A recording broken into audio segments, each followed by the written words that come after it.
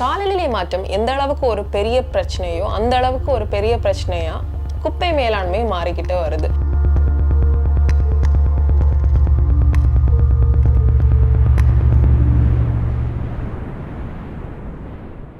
குப்பை வகைகளை பார்த்தோம்னா மக்கிற குப்பை, மக்காத குப்பை, மக்காத குப்பையில பிளாஸ்டிக் குப்பை, எலக்ட்ரானிக் வேஸ்ட், ஹாஸ்பிட்டல்ல இருந்து வர வேஸ்ட், பேப்பர் வேஸ்ட், இந்த மாதிரி பல குப்பைகளை வந்து அடுக்கிக்கிட்டே போகலாம். இப்போ தமிழ்நாடு மொத்தமா பார்த்தோம்னா கிட்டத்தட்ட 17,000 டன்ஸ் பெர் டே வந்து குப்பை வந்து வந்துகிட்டு இருக்கு. அதாவது சென்னையில பார்த்தோம்னா 7,600 டன்ஸ் வந்து சென்னையில ஒவ்வொரு நாளும் வந்து ஜென்ரேட் ஆயிட்டு இருக்கு.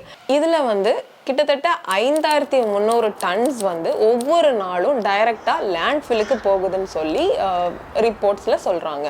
இப்போ நம்ம பார்த்தோம்னா இந்த லேண்ட்ஃபில், அதாவது இந்த டம்ப்யார்ட் குப்பை கடங்குகள்னு சொல்லுவாங்க. இங்க வந்து இந்த குப்பைகள் போய் சேராம இருக்கிறதுக்கு, மக்களுக்கு வந்து பிரச்சனை தராம இருக்கிறதுக்கு என்ன ஒரு சொல்யூஷன் அப்படின்னு பார்த்தோம்னா, நம்ம எக்ஸ்பர்ட்ஸ்லாம் இன்சினரேட்டர்னு சொல்லி ஒரு கான்செப்டை எடுத்துட்டு வந்திருக்காங்க.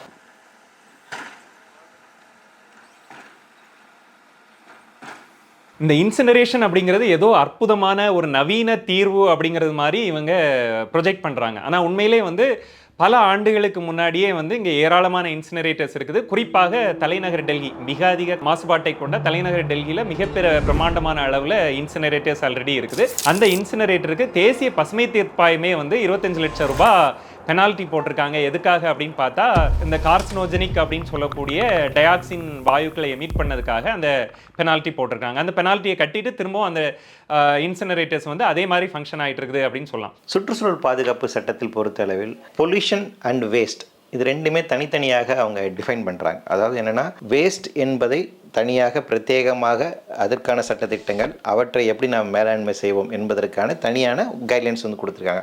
அதே நேரத்தில் பொல்யூஷன் அப்படின்னா என்ன, அதை நாம் எப்படி மேலாண்மை செய்ய போகிறோம், அதை எப்படி கண்ட்ரோல் பண்ணோம் என்று தனியாக அதுக்கு பிரத்யேகமான சட்ட விதிகள் கொடுக்குறோம். ஸோ சட்ட ரீதியாக இந்த இரண்டு வார்த்தைகளுக்குமான வேறுபாடை நாம் புரிந்து கொள்ள வேண்டிய ஒரு தேவை இருக்குது. ஏன்னால் சுற்றுச்சூழல் பாதுகாப்பு சட்டம் என்பது தான் சூழலை பாதுகாப்பதற்கு ரொம்ப அடிப்படையாக இருக்கக்கூடிய ஒரு சட்டம். இந்த சட்டம், இதோடு இருக்கக்கூடிய ஏர் ஆக்ட் அண்ட் வாட்டர் ஆக்ட், இந்த 3 சட்டங்களும் சேர்ந்து தான் எந்த ஒரு இண்டஸ்ட்ரியாக இருந்தாலும், வேற ஒரு கட்டுமானமாக இருந்தாலும் சுற்றுச்சூழலை பாதுகாப்பதற்கு என்னென்ன நடவடிக்கை மேற்கொள்ள வேண்டும் என்பதற்கான சட்ட விதிகள் இந்த 3 சட்டங்களில் தான் பிரத்யேகமாக இருக்கின்றது. அப்போ இந்த 3 சட்டத்தின் கீழாக அனுமதி பெற்ற எந்த ஒரு இண்டஸ்ட்ரி தான் வந்து செயல்பட முடியும் அப்படிங்கிறதா தற்போது இருக்கக்கூடிய நடைமுறை சட்டம். தமிழ்நாட்டில் கழிவுலேருந்து மின்சாரம் எடுக்கிற திட்டம் இல்லையே தவிர கழிவுகளை எரித்து அழிக்கக்கூடியது அப்படின்னு சொல்லப்படக்கூடிய திட்டங்கள் வந்து இங்கே சென்னையிலே வந்து 2 உலைகள் இருக்குது. ஒன்று வந்து கொடுங்கையூர் பகுதியில் இருக்குது, இன்னொன்று வந்து மணலியில் இருக்கக்கூடிய சின்னமாத்தூர் அப்படிங்கிற ஒரு பகுதியில் இருக்குது. அந்த சின்னமாத்தூர் பகுதியில் இருக்கக்கூடிய குப்பை எரிவுலை பார்த்தீங்க அப்படின்னா ஒரு நாளைக்கு 10 மெட்ரிக் டன் குப்பைகளை எரிக்கக்கூடியது. நேரடியாக போனீங்க அப்படின்னா மிக மோசமான அளவில் ஒரு கரும்புகை தொடர்ந்து பகல் முழுவதும் அந்த பகுதியிலேருந்து வெளியேறிட்டு இருக்கிறத நம்ம பார்க்க முடியும். அதற்கு ஒரு 100 அடிக்கு உள்ளேயே நிறைய தெருக்களும் ஏராளமான வீடுகளும் பள்ளி உட்பட நீர்நிலைகளும் இருக்கிறத நம்ம அங்கே பார்க்க முடியும். குப்பைகள் மேலாண்மை செய்வதற்கான இந்த திட்டங்களை நடைமுறைப்படுத்தும் போது அது வந்து ஒரு பெரிய ஒரு குடியிருப்பு பகுதிகள் மத்தியில் கொண்டு வைக்கக்கூடாது என்பதற்கான சில கைட்லைன்ஸுமே வந்துட்டு இருக்கு. முடிந்த அளவுக்கு குடியிருப்பு பகுதியிலிருந்து ஒரு 500 மீட்டர் இடைவெளிக்கு நகர்ந்து தான் இந்த மாதிரி திட்டங்கள் வந்து நடைமுறைப்படுத்த வேண்டும் அப்படிங்கிறதுக்கான சில கைட்லைன்ஸுமே இருக்குது. எனவே மக்கள் அடர்த்தியாக இல்லாத பகுதியில், மக்கள் அதிகமாக வாழாத ஒரு பகுதி தேர்ந்தெடுத்து போதிய இடைவெளியில் இந்த அமைப்புகள் உருவாக்கப்பட வேண்டும் என்பதும் சட்ட ரீதியாக இருக்கக்கூடிய ஒரு அம்சம்தான்.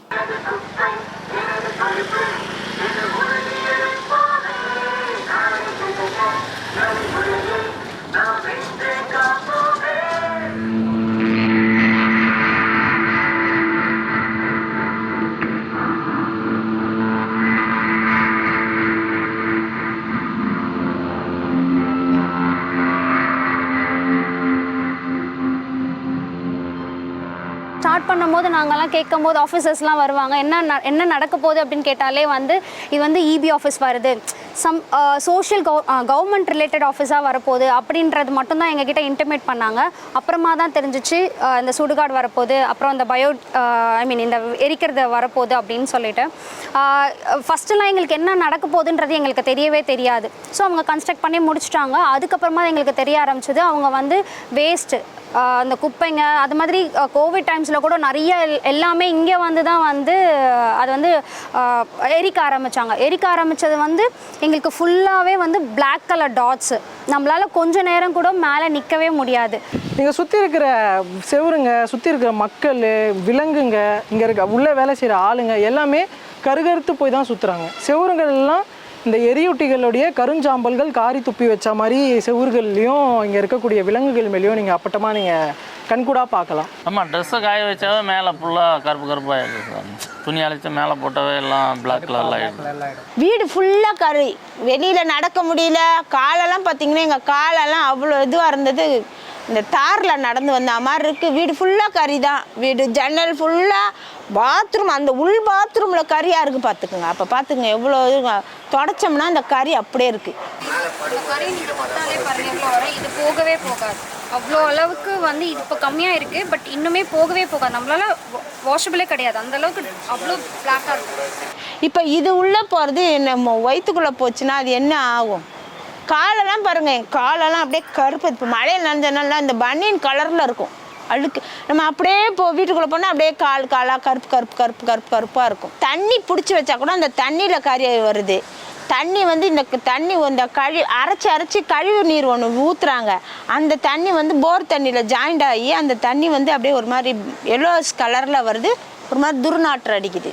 இப்போ இங்கே வந்து எங்கள் வீட்டில் இருந்து தான் சார் எல்லாம் எடுத்துகிட்டு போகிறாங்க. பால் பேப்பரு அதெல்லாம் இது மாதிரி தான் வீட்டிலேருந்து இங்கே தான் எடுத்துகிட்டு போகிறாங்க. அது வெளியிலேருந்து என்னென்ன குப்பை வருதுன்னு தெரில.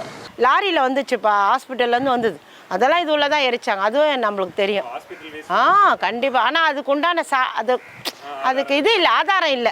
ஸோ இப்போ இந்த வேஸ்ட் அப்படின்னு பார்க்கும்போது இது எல்லாமே எல்லா வேஸ்ட்டுமே ஒரே மாதிரி வேஸ்ட்டு தானா அப்படின்னு அடுத்த கேள்வி வருது. அப்போ இந்த வேஸ்ட்டையும் பல்வேறு விதமான அதனுடைய ஹசாடஸ்னத்தன்மை, அதனுடைய நச்சுத்தன்மையை பொறுத்து அதையுமே தரம் பிரித்து வைத்திருக்கிறார்கள் சட்ட ரீதியாக. அப்போ இண்டஸ்ட்ரியிலேருந்து வரக்கூடிய வேஸ்ட், கெமிக்கல் வேஸ்ட் அப்படிங்கலாம் இருக்குங்களா, இதை வந்து ஹசாடஸ் வேஸ்ட்னு சொல்கிறோம். அந்த மாதிரி ஹசாடஸ் வேஸ்ட், கெமிக்கல் வேஸ்ட் அந்த இதை மேனேஜ் பண்ணுவதற்கு தனியாக சட்ட விதிகள் அப்படிங்கிறது இருக்குது. அதே போல் இப்போ பயோமெடிக்கல் வேஸ்ட், ஆஸ்பத்திரியிலேருந்து வெளியேறக்கூடிய கழிவுகள்லாம் இருக்குங்களா, அந்த கழிவுகள் எல்லாம் மேலாண்மை செய்வதற்காக பயோமெடிக்கல் வேஸ்ட் மேனேஜ்மெண்ட் ரூல்ஸ் அப்படிங்கிறது தனியாக இருக்குது. வீடுகளில் இருந்தும் கமர்ஷியலாக இருக்கக்கூடிய ஹோட்டல்ஸ் இந்த மாதிரி இடங்கள்ல இருந்து வெளியேறக்கூடிய கழிவுகளை வந்து நம்ம வந்து முனிசிபல் சாலிட் வேஸ்ட் அப்படின்னு சொல்கிறாங்க. இப்போ இந்த municipal solid waste management rules அப்படிங்கிறதுமே தனியாக இருக்குது. இப்போ நான் சொன்ன இந்த எல்லா ரூல்ஸுமே வந்து பார்த்தீங்கன்னா என்விரான்மெண்ட் ப்ரொடெக்ஷன் ஆக்டில் ஏற்றப்பட்ட தனியாக இருக்கக்கூடிய சட்ட விதிகள். அப்போது சுற்றுச்சூழல் பாதுகாப்பு சட்டத்தினுடைய ஒரு அங்கமாக இந்த சட்ட விதிகள் அப்படிங்கிறது இருக்குது. பொல்யூட்டட் இன்சினரேட்டர், பொல்யூஷன் ஃப்ரீ இன்சினரேட்டர்னு சொல்லி ஒரு காணொலியை அவங்களுடைய வலைத்தளத்தில் இவங்களே காட்டுறாங்க. அது என்ன சொல்லுதுன்னா, ஒரு பக்கம் ரைட் ஹேண்ட் சைடு என்ன காட்டுனா, இது பொல்யூஷன் இன்சினரேட்டர் எரியூட்டி அப்படின்னு சொல்லிட்டு கரும் புகையும் சாம்பல்களும் அந்த எரியூட்டிகள்லேருந்து வெளியே வர மாதிரி காட்டிட்டோம். பக்கத்தில் இருக்கிற அதே லெஃப்ட் ஹேண்ட் சைடில் இருக்கக்கூடிய அந்த வீடியோவில் வெளிர் நிறத்தில் ஒரு புகை வர மாதிரியோ அவங்க சொல்கிறாங்க. ஸோ இது ரெண்டுத்தையும் வச்சு வெளிர் நிறத்தில் வர்றது பொல்யூஷன் ஃப்ரீ, கருஞ்சாம்பல்கள்லாம் பொல்யூஷன் அப்படின்னு இந்த நிறுவனமே கிளைம் பண்ணுது. அவங்க எது பொல்யூஷன் காட்டினாங்களோ அதுதான் இங்கே நாள் முழுக்க நடந்துக்கிட்டு இருக்கு. எதுவுமே பண்ண முடியாது நம்மளால். பார்த்தீங்கன்னா புகை இப்போ கம்மியாக இருக்குது, நிறைய புகை வரும். எனக்கான நிறைய வீடியோஸ் என்கிட்ட இருக்குது. ஸோ நான் வந்து எங்கே சப்மிட் பண்ண சொன்னாலும் நான் ரெடி டு சப்மிட். ஸோ அந்த அளவுக்கு புகை வந்துட்டே தான் இருக்குது. அது கண்ட்ரோலே ஆகவே இல்லை. இன்னும் வரைக்கும் ஏதோ பண்ணுறாங்க, ஆனால் இன்னும் வரைக்கும் கண்ட்ரோல் ஆகவே இல்லை. அந்த புகை வந்துட்டு தான் இருக்குது. அந்த பிளாக் டாட்ஸும் வந்துட்டு தான் இருக்குது. ப்ரொடக்ஷன் போகிறதுக்கு முன்னாடி ஆப்வியஸாக டெஸ்ட் எடுப்பாங்க. அந்த மாதிரி டெஸ்ட் எடுக்கும் போது ப்ரொடக்ஷன் ஆன் ஆகாத போது அவங்க டெஸ்ட் எடுத்தாங்க. அது எப்படி வேலிட்னு எனக்கு புரியல.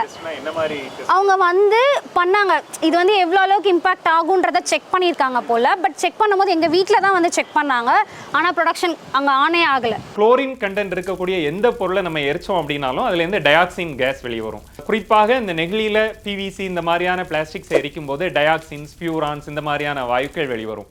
இது எல்லாமே கார்சினோஜெனிக் வாயுக்கள் அப்படின்னு சொல்லலாம். அதாவது நம்ம உறுதி செய்யப்பட்ட புற்றுநோய் காரணிகள் அப்படின்னு சொல்லலாம்.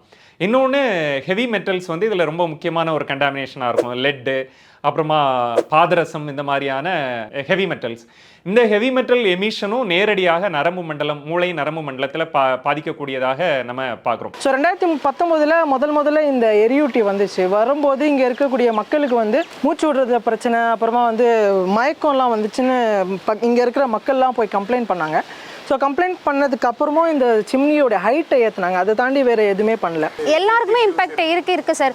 நிறைய வந்து ஹெல்த் இஷ்யூஸ் இருக்குது, காஃப் வரும், நிறைய ப்ராப்ளம்ஸ் இருக்குது. ஆனால் ஏன் வந்து இன்னுமே வந்து அவங்க ப்ரொசீட் பண்ணாமல் இருக்காங்கன்றது தெரியவே இல்லை. நிறைய ப்ராப்ளம்ஸ் இருக்குது கண்டிப்பாக. சின்ன பசங்கள்லாம் அது மாதிரி இங்கே நிறைய ஸ்கூல்ஸ், இங்கே சின்ன ப்ரைமரி ஸ்கூல், நர்சரி ஸ்கூல்ஸ்லாம் இருக்குது. இதனால் கண்டிப்பாக இம்பேக்ட் ஆகிறதுக்கு, ஈவன் ஸ்மால் பேபிஸு அவங்களுக்குலாம் கண்டிப்பாக இம்பேக்ட் ஆகிறதுக்கு நிறைய சான்சஸ் இருக்குது. CM cell, PM cell, corporation, petition நிறைய கொடுத்தாச்சு, எந்த ரெஸ்பான்ஸும் கிடையாது. ரிஜெக்ட் மட்டும்தான் பண்ணுவாங்களே தவிர நோ ரெஸ்பான்ஸ்.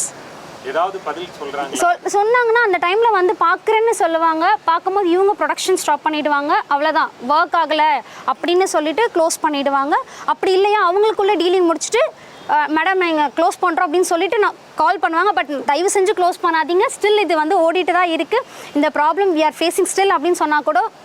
இப்போ இந்த சட்டங்கள் எல்லாமே வந்து சுற்றுச்சூழலை வந்துட்டு யாருமே வந்துட்டு மாசுபடுத்தக்கூடாது, மாசான காற்றை வெளியேற்றக்கூடாதுன்னு அப்படின்னு தடுத்து நிறுத்தலை, முற்றிலுமாக தடுக்கல. இந்த அளவுக்கு நீங்கள் மாசுபடுத்திக்கொள்ளலாம்னு சொல்கிறாங்க. அப்போ அதுக்கு வந்து ஒரு க்ரைட்டீரியா ஃபிக்ஸ் பண்ணுறாங்க. இந்த அளவுக்கு சல்ஃபர் டை ஆக்சைடு இருக்கலாம், இந்த அளவுக்கு மற்ற கேஸஸ் இருக்கலாம்னு ஒரு அளவுகோல் வைத்திருக்கிறார்கள். சட்ட ரீதியாக அதுக்கான அளவுகோல் இருக்கு. அதே போல் நிலத்தடி நீரில் பொறுத்த அளவுக்கு இந்த மாதிரி கன ரக மெட்டீரியல்ஸ், ஹெவி மெட்டல்ஸ் சொல்லக்கூடிய இந்த மாதிரி இருக்கக்கூடிய பொருட்கள், நச்சு பொருட்கள் எந்த அளவுக்கு அளவுகோலில் இருக்கலாம் அப்படிங்கிற க்ரைட்டீரியா ஃபிக்ஸ் பண்ணியிருக்காங்க. அப்போ ஒரு லேண்ட்ஃபில் எடுக்கணும், ஒரு குப்பைகளை மேலாண்மை செய்யக்கூடிய ஒரு இடம் இருக்குது அப்படின்னா அதனுடைய சுற்றுவட்டார பகுதியிலே நிலத்தடி நீரில் எந்த அளவுக்கு மாசு உண்டாக்கியிருக்கு அப்படிங்கிறத தொடர்ச்சியாக மேலாண்மை செய்ய வேண்டும். காற்றில் இவை எந்த அளவுக்கு மாசு உண்டாக்கி வருகிறது என்பதையும் தொடர்ச்சியாக கண்காணிக்க வேண்டும். அதன் அடிப்படையில் அந்த இடம் என்பது, மேலாண்மை திட்டம் என்பது சரியாக செயல்படுகிறதா இல்லையா, செயல்படாத பட்சத்தில் அது மேலே ஒரு நடவடிக்கை மேற்கொள்ள வேண்டும், அதை ரிஃபார்ம் செய்ய வேண்டும். இதுதான் சட்டம் வந்து சொல்லணும். அப்போ ஆனால் இங்கே நடைமுறையில் என்னவா இருக்குன்னா, கண்மூடித்தனமாக மொத்தமாக எல்லா குப்பைகளும் ஒரே இடத்துல கொண்டு போய் டம்ப் பண்ணுறது, அது மொத்தமாக வச்சு எரிக்கிறது அப்படிங்கிறதா இருக்குது. அதை தரம் பிரிப்பதில் இல்லை, அந்த ஸ்டாண்டர்ட்ஸ்க்கு உட்பட்டு தான் அங்கே இருக்கக்கூடிய நச்சு புகைகள் வெளியேறுகின்றதா அப்படின்னு மானிட்டர்ஸ் போதுமான அளவுக்கு செய்வதில்லை. அப்படி செஞ்சால் அந்த டேட்டாஸை வந்து ப்ராப்பராக மெயின்டைன் பண்ணுறது கிடையாது. அதே போல் நீர்நிலைகளில் எந்த அளவுக்கு மாசுபடுத்தியிருக்கு, நிலத்தடி நீரில் எந்த அளவுக்கு மாசுபடுத்தியிருக்கு என்பதற்கான போதுமான ஆய்வுகள் எல்லாம் மேற்கொள்ளப்படலை. ஆனால் இந்த வேஸ்ட் மேனேஜ்மெண்ட் ரூல்ஸ் ரொம்ப தெளிவாக சொல்லுது, நீங்கள் ஒரு இடத்துல குப்பைகள் கொட்டி எரிக்கிறீங்க அப்படின்னா அங்கே இருக்க வெளியேறக்கூடிய புகையினுடைய தன்மை எந்த அளவில் இருக்குது என்பதை நீங்கள் தரம் பிரித்து அதை மானிட்டர் பண்ணணும். அதே போல் வந்துட்டு நிலத்தடி நீரில் அது பாதிப்பு ஏற்படுதா இல்லையா என்பதையும் கண்காணிக்க வேண்டும் என்று சட்டம் தெளிவாக சொல்கின்றது. ஆனால் இந்த நடைமுறைகள் எல்லாம் பின்பற்றுவதில்லை அப்படிங்கிறதா இன்னைக்கு இருக்கக்கூடிய மிகப்பெரிய ஒரு சவாலாக இருக்கிறது. நாங்கள் ஹை டெம்பரேச்சரில் வந்து நாங்கள் எல்லாத்தையும் இன்சினரேட் பண்ணுறோம் அல்லது எரிச்சிடுறோம், இதில் வந்து எந்த நச்சு பொருட்களும் மீதி வராது அப்படின்னு சொல்கிறாங்க. ஒரு மிகப்பெரிய வால்யூமில் இருக்கக்கூடிய வேஸ்ட்டை வந்து நீங்கள் எரித்து மிகச்சிறிய சாம்பலாக மாற்றும் போது ஏற்கனவே இருக்கக்கூடிய நச்சு பொருளை விட ஹைலி கான்சென்ட்ரேட்டட் வேஸ்ட் உங்களுக்கு கிடைக்கும் அப்படின்னு சொல்லலாம். அதாவது இங்கே இருக்கக்கூடியதை விட இந்த நச்சு பொருட்களுடைய அடர்த்தி வந்து நமக்கு கிடைக்கக்கூடிய சாம்பலில் மிக அதிகமாக இருக்கும். அப்போ இந்த சாம்பலை என்ன பண்ணுவீங்க அப்படின்னு கேட்கும்போது உடனே என்ன சொல்கிறாங்க அப்படின்னா, இதில் வந்து பேவர் பிளாக் போடுவோம், ரோடை போடுவோம், அல்லது இதில் இருந்து பயன்படக்கூடிய வேறு பொருட்களை செய்வோம் அப்படின்னு சொல்கிறாங்க. இந்த வேறு பொருட்களை செய்யக்கூடியது யார்?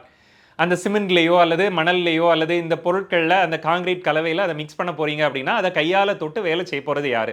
இந்த நச்சு கழிவுகளை சுமக்க வேண்டிய சூழல் ஏன் அந்த தொழிலாளர்கள் மேலே திணிக்கப்படுகிறது? இது வந்து ஒரு சூழல் அநீதி இல்லையா அப்படிங்கிற ஒரு கேள்வி நமக்கு மேலே இருக்குது. ஒப்பீட்டளவில் இங்கே நச்சுத்தன்மை குறைந்த ஃப்ளை ஆஷ் போன்ற இந்த அனல் மின் நிலையங்களில் இருந்து வரக்கூடிய சாம்பல்களிலே அந்த மக்கள் வந்து சொல்லொன்னா துயரத்தை அனுபவிச்சுட்டு இருக்கிறாங்க அப்படின்னு சொல்லலாம். அப்போ கூடுதலாக இந்த மிக கடுமையான நச்சு பொருட்கள் இருக்கக்கூடிய, அதுவும் குறிப்பாக இவங்க பயன்படுத்த முடியாத அளவுக்கு நச்சுத்தன்மை அதிகரிச்சிச்சு அப்படின்னா லேண்ட்ஃபில்ல கொட்டுறோம் அப்படின்னு சொல்கிறாங்க. அப்போ இந்த லேண்ட்ஃபில் எப்படி இருக்க போகுது? மழை பெய்யுதுன்னா எப்படி இருக்கும்? வெயில் அடிச்சதுன்னா எப்படி இருக்கும்? ஃப்ளட் வந்ததுன்னா அந்த லேண்ட்ஃபில் என்ன ஆகும்? அதில் இருக்கக்கூடிய ஆஷ் எங்கே கேரி ஃபார்வர்ட் ஆகும்? அப்படிங்கிறதெல்லாம் இங்கே மிகப்பெரிய ஒரு கவலை அளிக்கக்கூடிய ஒரு விஷயமாக நம்ம இங்கே பார்க்க வேண்டியது இருக்குது.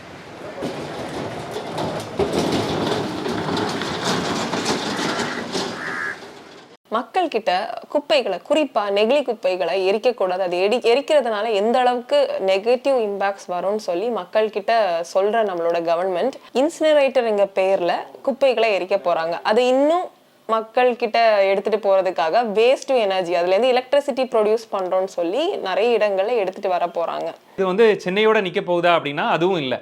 அடுத்ததாக செகண்ட் டயர், தேர்ட் டயர் சிட்டிஸ்லையும் ஈரோடு, சேலம் இந்த மாதிரி மற்ற மாவட்டங்களையும் ஏறக்குறைய தமிழ்நாட்டின் எல்லா பகுதிகளிலையும், அதாவது பொருளாதார வளர்ச்சியில் எங்கெல்லாம் உயர்ந்த மாவட்டங்கள் இருக்குதோ அங்கே எல்லாமே வந்து குப்பைகள் அதிகமாக இருக்குது.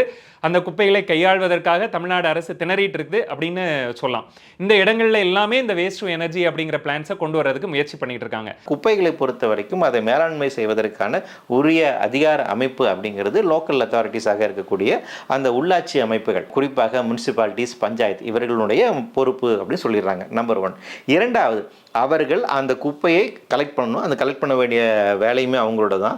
அப்படியே அவர்கள் சேகரிக்கக்கூடிய குப்பைகளை தரம் பிரிக்க வேண்டும். தரம் பிரித்து மக்கும் குப்பை, மக்காத குப்பை என்று அதை பிரித்து வாங்கி மக்கும் குப்பைகளை தனியாக எடுத்து மேலாண்மை செய்ய வேண்டும். குறிப்பாக அதை டீகம்போஸ் செய்யணும், வெர்மி கல்ச்சர் நடத்தலாம். அதாவது என்ன, அதை வந்து உரமாக வந்து பயன்படுத்தலாம். இது புதிய விஷயம் இல்லை, ஏற்கனவே நம்ம காலங்காலமாக செய்து கொண்ட ஒரு விஷயம் தான். கிராமப்புறங்களில் குப்பைகளை எல்லாம் ஒன்றா நம்ம வந்து கலெக்ட் பண்ணி அதை வந்து விவசாயத்துக்கு இடுபொருளாக பயன்படுத்தக்கூடிய ஒரு பழக்கம் அப்படின்னு ஏற்கனவே இருந்த ஒரு விஷயம் தான்.